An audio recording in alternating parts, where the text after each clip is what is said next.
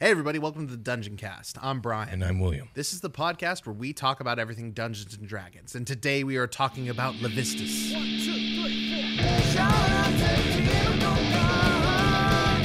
Welcome, adventurers, to the Dungeoncast. Hey, Brian. Hey Will. How you doing? I'm doing super good, man. Yeah? How are you? I'm doing great. Whoa! You know why? Because it's the year of the fiend? Absolutely. And the power surges Indeed. within? It does. Okay, cool. On our last episode of this Year of the Fiend, we got hot and heavy with two archdukes in their lair of hot magma. They were making out the whole time. It was so fucking uncomfortable. Incidentally, both of which are considered to be a couple hotties themselves and also possibly get hot and heavy with each other, regardless of how inappropriate that may or may not be. Yeah, they don't seem to care about that. They don't. Or what? Like they only have one pair of jeans between all of them. Well, it's time we cooled things off and took a dip in some icy water. The next Archduke of the Nine Hells we're covering dwells in one of the coldest places in all the cosmos, the frozen wasteland of Stygia. Nice. Very cool. And getting hot and heavy with anyone or anything is physically impossible for him because he is permanently encased in an impenetrable iceberg, unable to move or speak. Levistus, that is. That is, yeah. That's right. It's time to talk about Levistus, the frozen prince, the lord of the fifth layer of Beator. He's waiting for a young waterbender brother and sister to find him locked in the iceberg. Absolutely. So Levistus, the lord of Stygia, is quite possibly the single most hated and distrusted of all the archdevils of the Nine Hells. The self-titled prince was known far and wide for his treachery and deceit long before both caused his imprisonment in the ancient iceberg, often referred to as his tomb.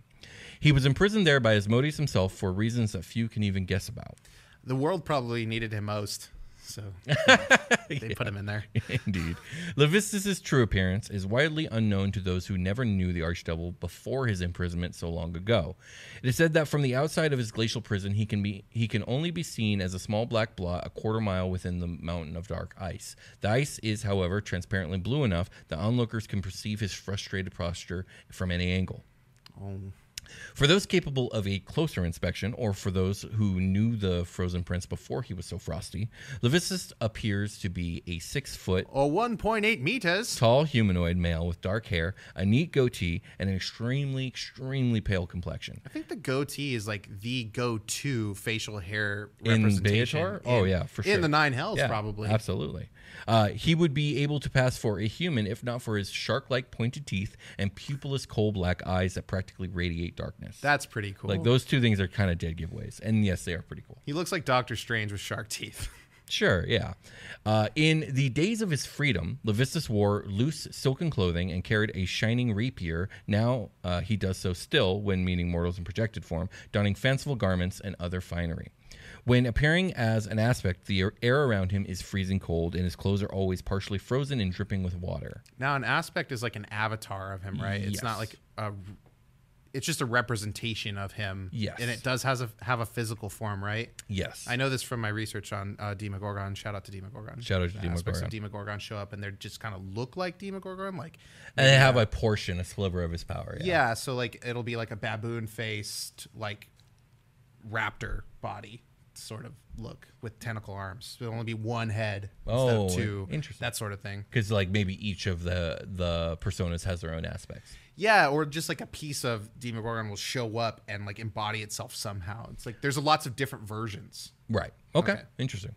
Levistus is an archdevil of immeasurable age, rumored to be even older than Despater, although this is contested by the Iron Duke supporters.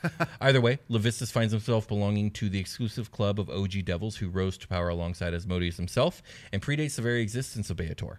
And the rogue archdevil was one of the very first to attempt to overthrow Asmodeus, having yearned for power beyond his station shortly after first being granted control over Stygia. However, unlike what some may believe, the crime that saw Levistus imprisoned was far more despicable than betraying his hollow promise of loyalty to Asmodeus, and in truth, marked the punishment he received, eternal imprisonment, making the punishment they received, which was eternal imprisonment, seem actually generous in comparison to the crime he committed. What could be worse than Betraying him? mutiny? You'll find out. Oh, shit. As As the story goes, Asmodeus' consort, Bensozia, was traveling through Stygia, inspecting the lair when Levistus ambushed her. The how and why of it is disputed. Some say he approached as a colleague and ally at first, while others reported that he slew all her pit fiend bodyguards in a flurry with the exception of the one escapee, Asmodeus' constable, Martinet. Then, depending on the teller of the tale, Levistus either offered to make Bensosia his queen in return for helping him oust her husband, confident she would know if he had a weakness, or Levistus simply tried to ravish her. When Bensosia refused him, Levistus angrily murdered her, and if her pit fiend guards were still alive by that point, them as well. Oh man, okay. So he killed the boss's lay day. Yeah. Now, this is the public tale told throughout the Nine Hells, but it's quite possibly actually propaganda made to cover up Levistus' true crime and the role of another party. This is now a true crime podcast. It is. Welcome to True Crime Beator. Welcome to Dungeons & Dragons True Crime. Roll at disadvantage. Bensosia was believed to have hated Asmodeus thoroughly, and if she refused such an offer, it would have been for a reason other than loyalty. Instead, the alternative telling describes Levistus and Bensosia as co-conspirators, each selfishly using the other as both a lover and as a means to undermine Asmodeus. However, the arrangement was jeopardized when Glacia, daughter of Asmodeus and Bensosia, became smitten with Levistus during one of his visits to Nessus.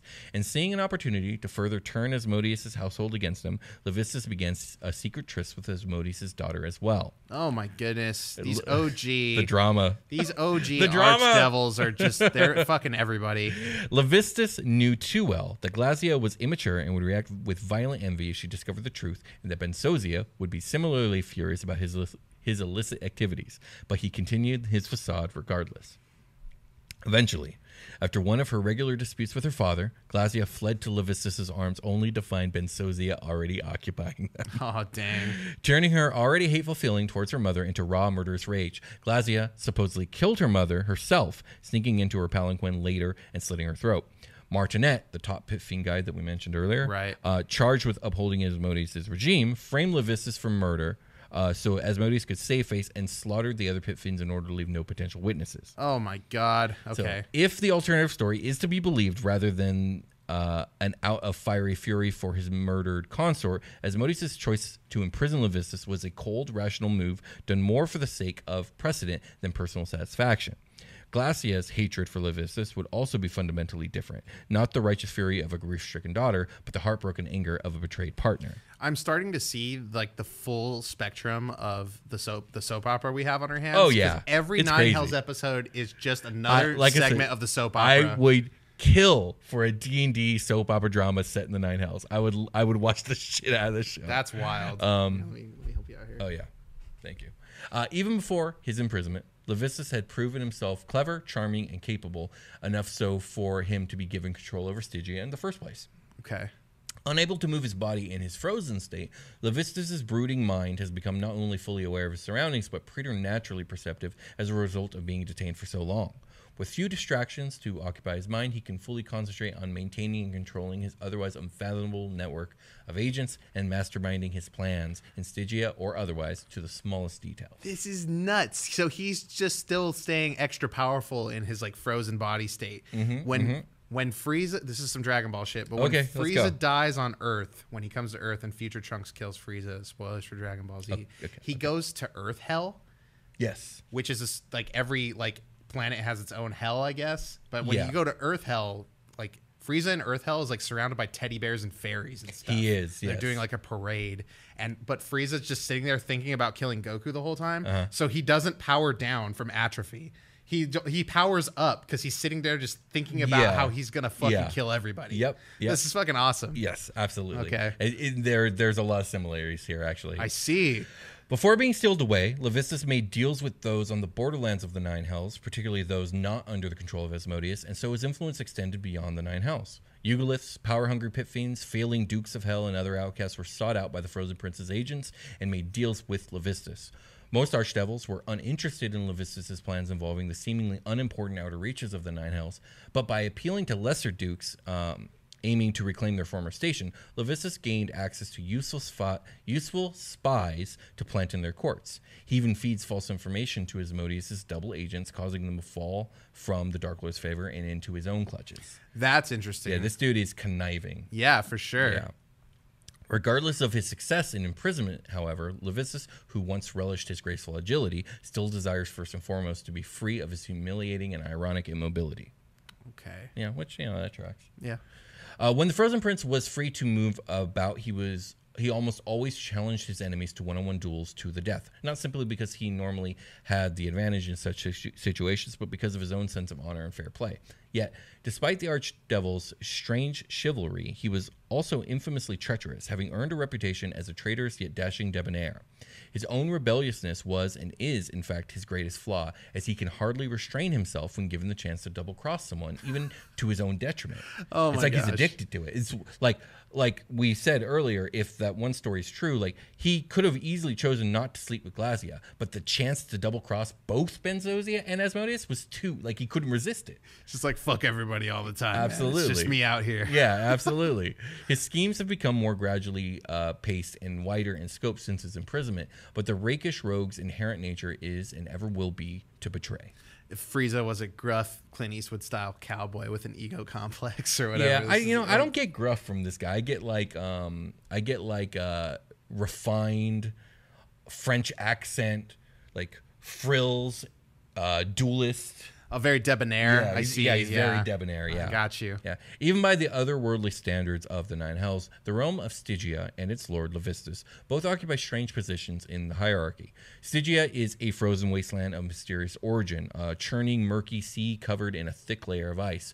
Where the ice gives way to open water, immense icebergs drift on the unpredictable currents. Levistus is trapped within one of these bergs. Levistus was not always the lord of Stygia. The archdevil Geryon previously ruled over the lair. For centuries, the two constantly vied for control of Stygia. The conflict ended when Asmodeus brought down his punishment on Levistus, who was frozen just after his latest victory over Geryon and the plane of Stygia itself. Ironically, the timing of Levistus' punishment is what has solidified his lordship over Stygia for so long.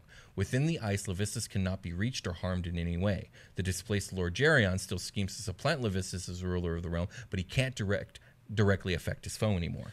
Like he used to. That's kind of interesting how that sort of played out. Okay. Yeah, almost like it was planned. So Asmodeus came and like commands all the Nine Hells, right? Yeah, and the elements that exist there. So he is both master of flame and ice. He's master of wherever the fuck he wants to go in Beator. Yeah. So he's like, why is it cold? You know?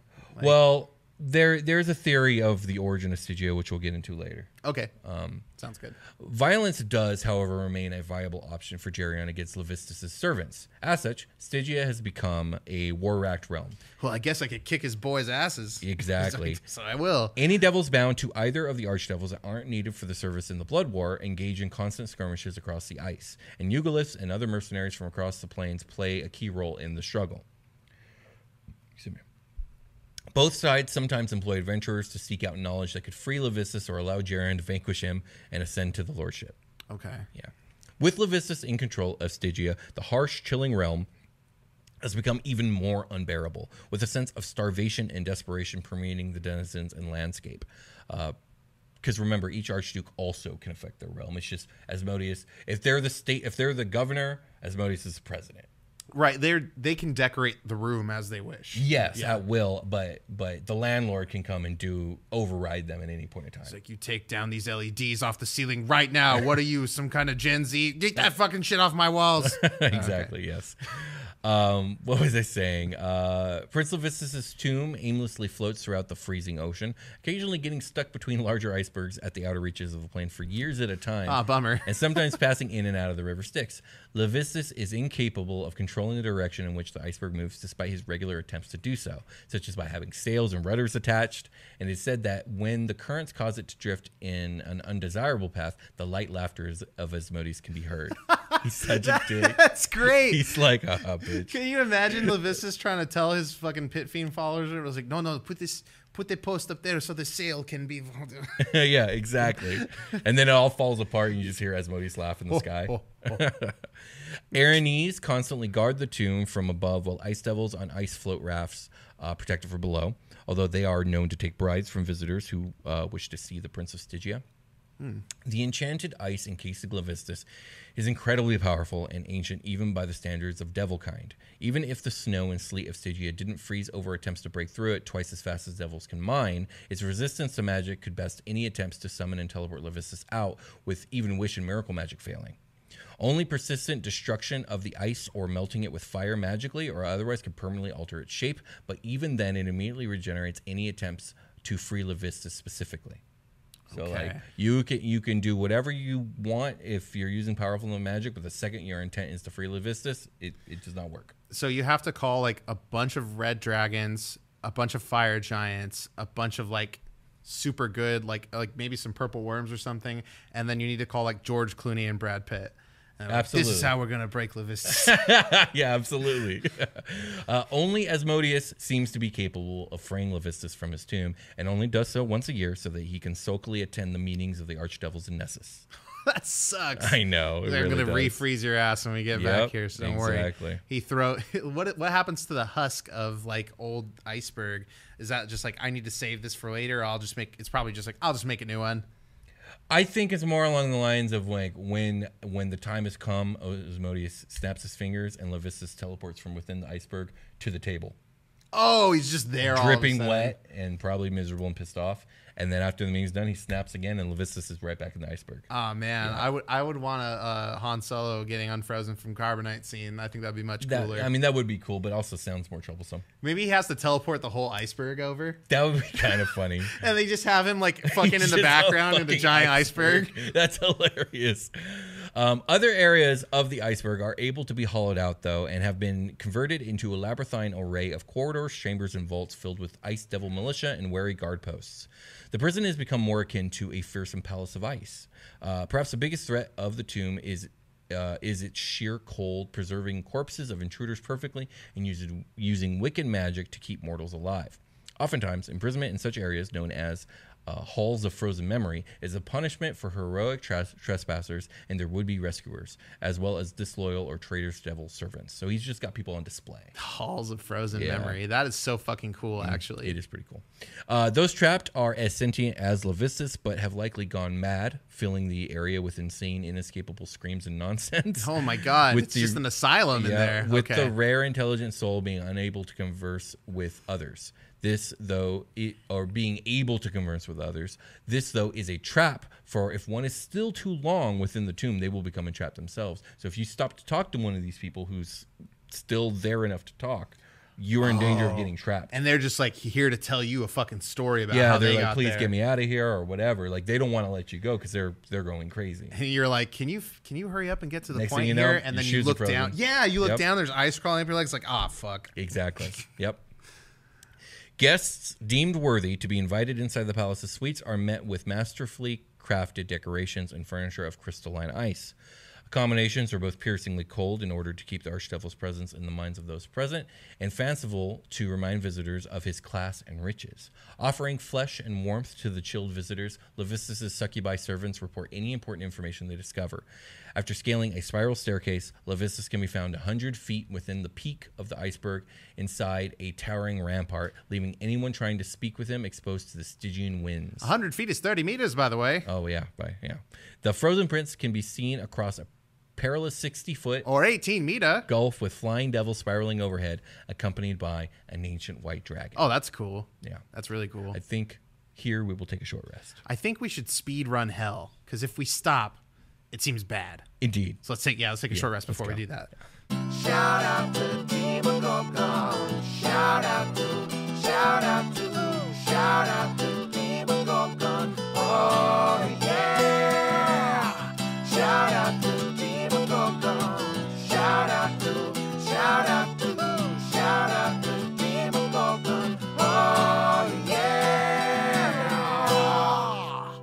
We've returned. Indeed we have. We're back at it again. Indeed we are. And guess what, Will? What?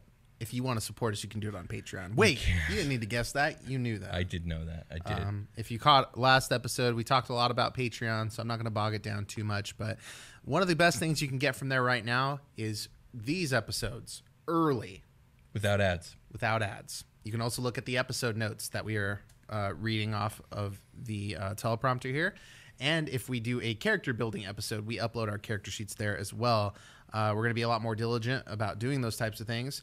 And we're going to be posting on Patreon on a weekly basis. We're also going to be putting up polls to let patrons vote on what episodes that they want to see next. Mm-hmm. So we're going to give you like a handful of options, and you guys can tell us which ones you want to see first, pretty much. Indeed. And if you have suggestions or anything like that, we're going to take your word first. So The other best thing you can do besides spreading the word is leaving a Apple Podcast review. Those help a lot.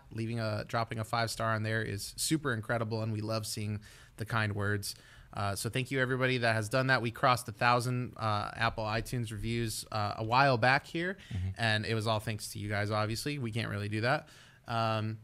Or Spotify review, wherever you're listening to the show, consuming the show, please leave some sort of review. If it's YouTube that you're on, hit that like, hit that subscribe, share the video, tell your friends. That's the best thing you can do for us. And with that, let's get back to the episode. All right. So every other layer of the Nine Hells has a function related to warfare, industry, administration, or commerce. But Stygia is an expanse of untamed, unimproved territory.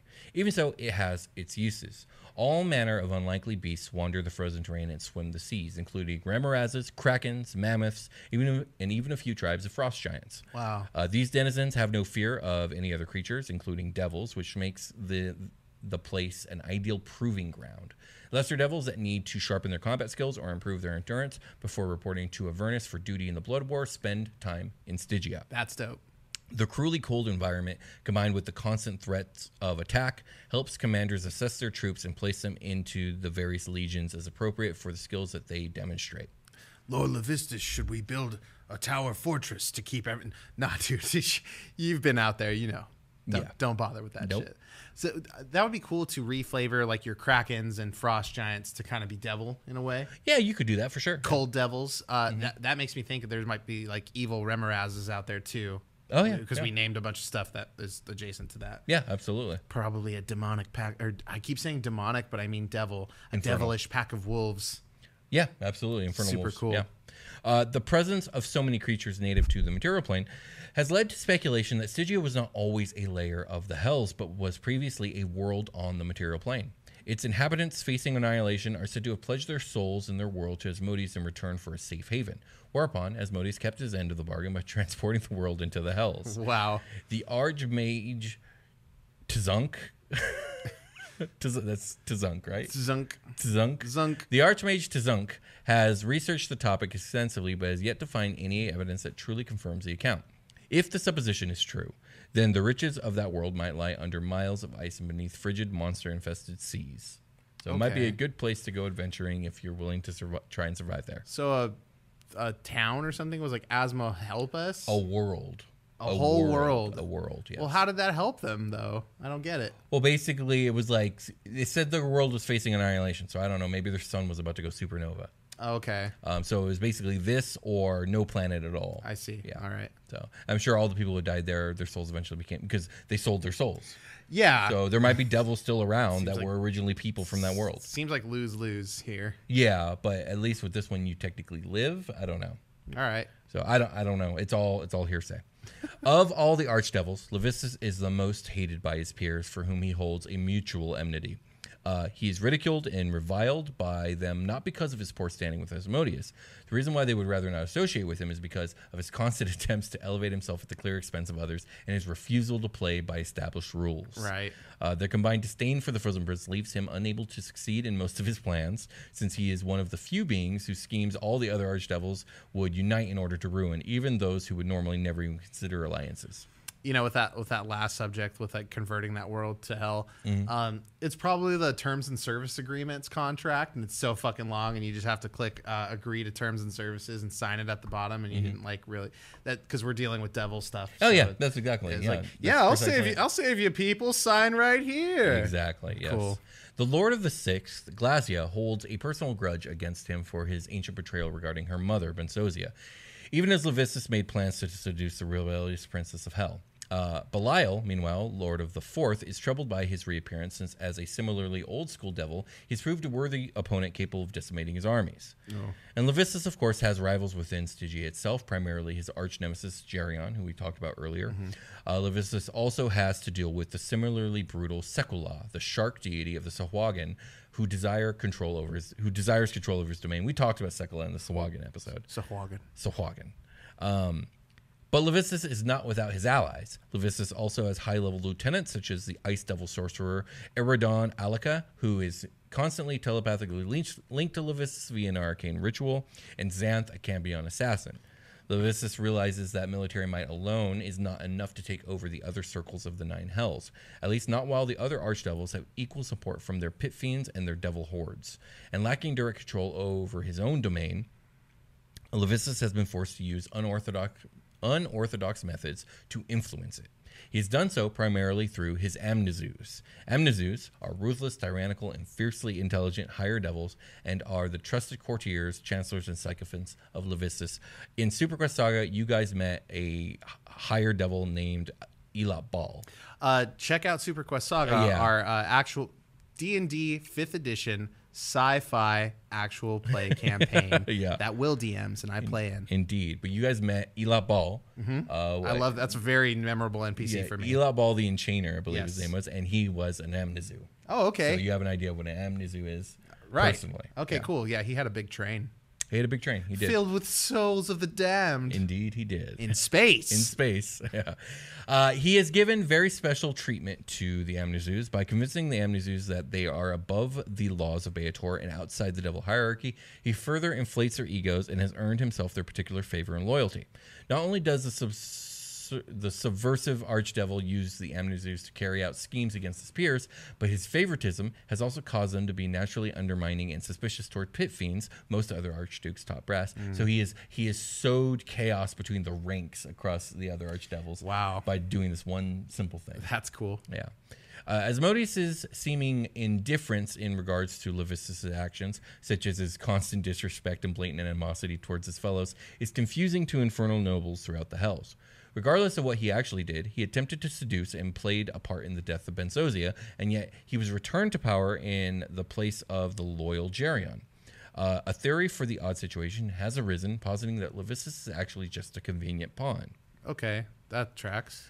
When Asmodeus displaced Geryon, it was thought that the energy taken from him was not given to the imprisoned Levistus, but was saved for the ascension of Glacia, and Levistus' provocatory behavior was tolerated because it distracted from this plot. If you remember, for some reason that no one knows exactly, Glacia and Asmodeus used to fucking hate each other. Okay. Somehow they formed a deal. He kills Malagard, the ruler of Malbolge, by fucking turning her into the layer itself. So that whole layer was made of her fucking flesh. That's right. I remember that. And then he put his daughter in charge and turned her into an archduke. So people are saying he got the extra energy to do that from robbing it from Geryon, allowing Levistus to take control. Okay, yeah. So there's a pool of god power that gets distributed throughout all of the archdevils. I guess so. Yeah, he gets sure. To distribute it as he will. He's like, I'm not giving her some of mine. And so, because the Glacia thing kind of rocked the politics of the Nine Hells so much, he allowed this Levistus thing to happen because it distracted from that a little bit. Oh, cool. Yeah. That's like what the media does when they're signing important bills in Congress here in America. Right. Levistus has come to accept the theory, but hated both of its implications. Not only that he has been utterly outmaneuvered and his plans were used as a smokescreen for a grander scheme, but that he will have to temper his behavior in the future. Even his current war against Geryon was thought to be another test of Asmodeus, designed either to force the two archdevils to overcome their fatal flaws, or failing that, create the circumstances for a more competent lord to rise from the aftermath. Shit. So Levistus is just not in a good place right now. No, absolutely not. Yeah. So as most archdukes do, Levistus has worshippers, cultists, and petitioners. As part of Levistus' punishment, Asmodeus decreed that he must offer escape and safety to the desperate, especially those who fear for their lives. A criminal might entreat Levistus on the eve of his execution, for instance, agreeing to exchange his soul for a boon that enables him to escape to safety. With nothing to do in his tomb other than answer distant entreaties from the material plane, Levistus has attracted the devotion of a wide variety of criminals, rascals, and ne'er-do-wells from across the multitude of worlds. He continues to meet his quota of souls, both despite his lack of mobility and because of it. Being imprisoned means that Levistus can focus his full attention on such matters, which allows him to excel at what he does. Nice. Okay. He's got nothing better to do, so he works hard. Right. Might as well. Stuck in some ice, do some brain power stuff. Levistus is the patron of the traitorous and vengeful, those that committed acts so heinous in their quest for retribution that their misdeeds were recorded in bardic tales for generations. Funnily enough, his followers, known as Blade Reavers, hardly match the image of sinister cultists, solemn priests, or zealous fanatics, instead wielding rapiers and wearing flamboyant outfits more commonly seen on daring swashbucklers. That's cool. Yeah, that really does lean into the persona that you were talking about earlier. Right. Even if not for their appearance, Blade Reavers are rarely ever actually cultists, since they don't belong to cults. Because his base of worshippers is comprised of rogues and ruffians, his followers lack cooperative skills and, as often as not, simply betray each other. It's just a fucking squad of Han Solos. Yeah, it's just Han Solos all the way down. None of them want to hang out together. No. Mutual mistrust between them is why permanent shrines of Levistus are rare in favor of individual portable shrines, allowing each to worship in their own way. Levistan cultists are often nomads, and those that aren't live on the fringes of society in order to obtain supplies. When possible, they dwell as far from civilization as possible, spending months or years in isolation before returning. Can you guys hang out? You guys should take a short rest. I'm gonna take mine over here. Pocket shrine. Yep, exactly. Cool. This is because Levistus' followers are obsessed, sometimes to the point of psychosis, with their revenge, spending that time stoking their rage and meticulously crafting the smallest details of their plans. Nice. By appealing to their bitterness and promising a chance to exact retribution, Levistus acquires the service of rebels, hated inmates, and exiled political rivals. Subtly and long-term plans for vengeance or subsumption of authority are encouraged until the schemer, who might once have been a decently decent moral character, is slowly but surely made utterly wicked. Yeah, there's always that theme of slow decline, like the worm in the apple. Levistus is also a patron of survival, since Asmodeus has decreed that as part of his punishment, he's required to offer those in danger, typically life-threatening, a chance to escape. Like ordinary Blade Reavers, such followers aren't actually cultists, simply individuals trapped in seemingly inescapable situations, such as drow pushed to their breaking point by their cruel society. Normally, Levistus grants would-be escapees a singular chance to escape in exchange for their souls. So there's not even a good chance half the time. Okay. Yeah, but it's your last chance. That's it. I mean, it's your only option. Right. Powerful Levistan cultists have access to a spell called Bind to Hell, allowing them to send the souls of mortals and bodies of outsiders to hell. Specifically, in a Stygian museum known as the Hall of the Vanquished, heroes, archons, and demons alike are trapped in dramatic poses on the pedestals of ice with descriptions of their deeds and abilities alongside tactics for facing similar threats. What the F? Are you for real? Yeah, the cultists who send them are required to utter a trigger word, allowing the victim to be freed in case a visiting devil or other cultist wants to face them in combat. Blueberries. And then they activate Agent Blueberries. Exactly. Okay. Levistus rewards worshippers with powers allowing them to draw upon the Stygian cold to freeze their enemies, with some folktales claiming that those pledged to Levistus are never warmed and have icy handshakes. Levistan warlocks have special abilities allowing them to seal themselves within ice temporarily to avoid harm. Okay. Levistus is occasionally willing to meet those seeking a personal audience with him after they are judged as worthy by his highest-ranking devils. Suitable gifts have to be brought before him, including vast amount of wealth, valuable secrets about his rivals, a mass of insignificant individual souls, or a soul of singular importance, and rarely is one of these considered enough. They are forced to formally and respectfully present themselves before him and can be kept waiting for years before Levistus finally converses with them, despite Levistus being able to telepathically communicate from even outside his iceberg. A clear indicator that he values only their offers and not the presenters themselves. Oh, man. He's a dick. Levistus is crazy. He's crazy, yeah. He openly exploits his invulnerability in negotiations, laughing at threats and sending devils to kill or imprison anyone who insults him, but is otherwise willing to hear out, if not accept, offers from anyone. He is able to provide information about the other layers of hell, exile dukes and archdukes, or aid in plots to liberate other souls from hell, provided that the individual he's bargaining with seems powerful enough to cause disruptions in hell. Yeah, because that's his kink. Yeah, he wants to send people just fuck shit up. Yeah, make it more difficult for everybody else. Betray whoever. I like that. I like that a lot. Exactly. Let's do it. However, he is just as likely to provide misinformation to turn his co-conspirators into distractions, and will, of course, attempt to corrupt them every step of the way. Right. The guy who showed up an hour before you is like twice as powerful, and I need you to run a distraction while he does his thing. Exactly. Yes. Okay. As an Archduke of Hell, Levistus is a powerful and immortal being. When free from his icy prison, he is a swashbuckling swordsman of legendary prowess, capable of precise moves, acrobatic movements, and elaborate parrying to fell his opponents. He deflects not only sword swings, but also spells back at his foes. Normally, he fights defensively, using his expertise to combat to ward off attacks if met with a worthy opponent, and retreating when in actual danger. Levistus can also use his touch to drain the memories of others, leaving them stunned for a few seconds and wiping their knowledge of their past. Whoa. He normally taunts those who lose their memories through his ability with vague hints of their former selves rather than killing them. That's fucked up. Mm-hmm. He's resistant to the cold and can manipulate it through spells like Wall of Ice or Ice Storm, with his other magical abilities allowing him to enthrall and command others or create a symbol of pain. He can summon ice devils and pit fiends, but only calls for assistance when his duels are interfered with. In such cases, he creates an ice storm to create space between him and his foes, and walls of ice to cut his enemies off from each other. He has to rely on his other spell-like abilities while trapped in his ice prison: clairvoyance, major image, scrying, unholy aura, and wish, for examples. Okay. Levistus' favorite weapons are his enchanted rapier and his main gosh, the former of which is imprisoned alongside him.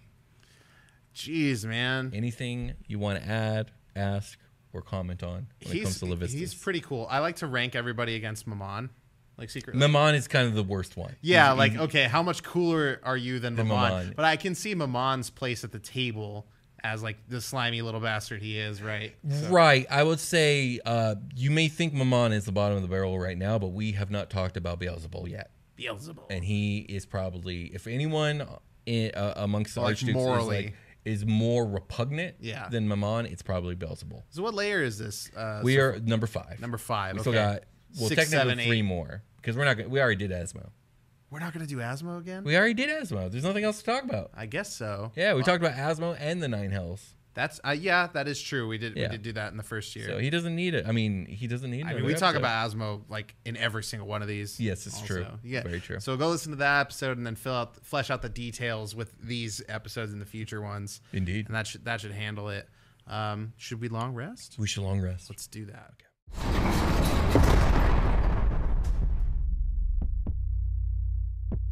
Wow, that's incredible that we got placed in adjacent cell blocks.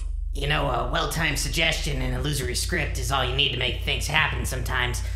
I'm completely out of spell slots, though. Yeah, me too, I'm wiped. That's weird, because I kept winking at you repeatedly to help me out, and it just kind of seemed like you sort of weren't paying attention. Oh, yeah. Sorry about that. I was totally distracted by those 2 detectives that started laughing hysterically for no apparent reason. Pretty wild, huh? I should have known that was you. You wasted both your spells on those 2 guys? I only used the spell on one of them. I'm not sure why the second guy started laughing too. Maybe they were trying to courtesy laugh or something. Courtesy laugh? Yeah, you know. Like, when you laugh along, even though you might not understand or think it's funny to make the other person feel more comfortable. That's weird. Is that really a thing? Yeah. Okay, I guess I'll take your word for it. So where'd your other spell slot go? Hey man, here's your chicken nuggies like you wanted. It was harder to get in here than you might think, so don't ask me again, okay? I could lose my job over this. I'm not even sure why I did. It was totally unwise, no matter which way you slice it. Oh, come on, dude. Everything worked out fine, right? Thanks a bunch. I wanted chicken nuggies so bad. Oh, here, he told me to get you this one. Sweet, a 20-piece. That's fucking radical. This is gonna be one of the best short rests ever. Thanks, man. I'm Grimly, by the way. I'm Gromley. Thanks again. What's your name, brother? I'm not really comfortable telling you that right now. Hey, that's okay. We don't really know each other after all. How about we call you our special guest for now? I guess that's okay. Cool. So, special guest, are you into podcasts? I bet you listen to a lot of them being on this late shift here pacing the halls, right? Yeah, things get a little lonely, so I usually keep an earbud in to pass the time. I'm sort of in between shows right now, just trying to find the right sort of vibe. Oh, wow. Well, this is perfect timing. Have you ever heard of the Dungeoncast? No, I don't think so. What a shame. You'd probably really enjoy it. Agreed. What's it about? It's not a sex thing, is it? Generally speaking, it's not. Sort of depends on what episode. Listen, that's neither here nor there. It's a D&D podcast, all about the game's lore, mechanics, and subtle nuances. It's a show where a veteran expert researches a specific topic for each episode and explains it to a novice who just color commentary with some humor thrown in. Okay, that sounds kind of nice. I've been hearing so much about D&D lately, from Stranger Things and Rick and Morty, mostly. There are some coworkers here that play. Listen, special guest, why don't you go put on an episode or two and make your way back here? Tell us what you think. You two seem all right. You clearly have good taste in food, so your taste in content is probably just as good. I'll listen to a couple and make my way back here before the end of my shift. See you in a bit.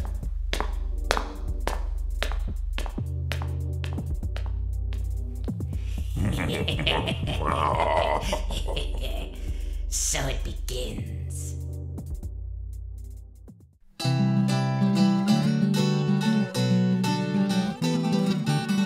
Shout out to Team Gorgon. Oh, yeah. Hey, everybody. Welcome to The Long Rest. This is the part of the episode where we're going to chill the fuck out because that was crazy. Maybe we need a blanket up in here. Yeah, maybe we do. Are you cold as ice? I'm not actually. It's burning hot. It is super hot in the studio. So thanks to everybody that supports us on patreon.com/thedungeoncast because we've been scrapping together some funds to make our current studio situation much more amicable for recording. Endurable, and I think. durable, yeah. And it's just very hot because it's a garage. But we're going to make it a nice place to be. And it's all thanks to you. So thank you guys so much. We did shout outs last episode, but for anybody that came in, you will get your shout out on the next time we record. We record our episodes in batches of 3s to help us save a little bit of time, give us some space to edit and things like that. So that's what happens when you get early episodes. It's because we've recorded them in a big batch. We're going to kind of change the way that we do some of those things, like how we release early episodes and when, and we're going to try to promote community involvement. Right now, you can hit us up on Discord. You can join our Discord with the link in the description below. Mods, get ready. Buff yourselves up for that because whenever we say that, a lot of people go to Discord. But it's a great place to talk community. You can talk about the Dungeoncast or Super Quest Saga or just talk about D&D stuff. I think that's mostly what goes on there. People looking for people to play games with, character creation help, DM advice. Yeah, they talk about lore. Nature. They talk about everything. And all our mods are incredibly knowledgeable. I would say more knowledgeable in the D&D rules specific stuff than us. So they're an excellent resource for you to go and utilize there. And it's a great place to make friends, like we said before. So if you want some like-minded people that are into tabletop RPGs. Also, there's like really cool stuff there that goes on all the time, like cooking contests and book clubs, and like I don't know if they're doing the book club stuff so much these days, but like it still exists, and you can go check that stuff out. You can also check out our merch store. It's at dungeoncast.com. Or no, it's at spreadshop.com. Spreadshop. No, it's a Spreadshop. Spreadshirt.com is /Dungeoncast. But it's called our Spreadshop. Once you get there, you can see our Spreadshop. Speaking of spreading, you can spread the word about the show. Some of the best ways to do that, besides word of mouth, which is the best way, is to leave an Apple Podcast review. Hit that 5-star, say something cool in there. We love to see that stuff. If you've been listening to the show for a long time, especially, and you haven't done that, we really do encourage you to do so. If you want to help us out, it's like one of the best ways. It boosts the algorithm and visibility of this show. It helps spread eagle the word. Spread the word. Spread eagle the word. You can also just leave a review on whatever podcast app you're listening to. Blood Eagle. Spread Eagle, Blood Eagle. We're going to... Oh, geez. Okay, so we did the spread the word. Oh, yeah, hit the like, comment, subscribe. You know that whole bit. Hit the bell. Get those notifications, baby. You can also follow us on Twitter, TikTok, Instagram. Stuff's going on there. That's pretty much it, though. If you like what we do here, please support us. And, you can hit us up on the dungeoncast@gmail.com. If you're looking for, like, ad inquiry or things like that, if you want to say hello, if you want to send us some mail, you can do so. We have a P.O. box. The address for that is below in the notes, along with a bunch of other great stuff, including almost everything that we mentioned here. So thank you guys so much for watching the show. We really appreciate you guys a lot. We love you. Love you very much. I don't say that as much anymore these days, but I'm going to start saying it again. I love you guys. You got anything else for us? No, I think you covered it all. Very well done. Covered it all. I think it's time we called it a game. Bye. We'll talk to you guys later.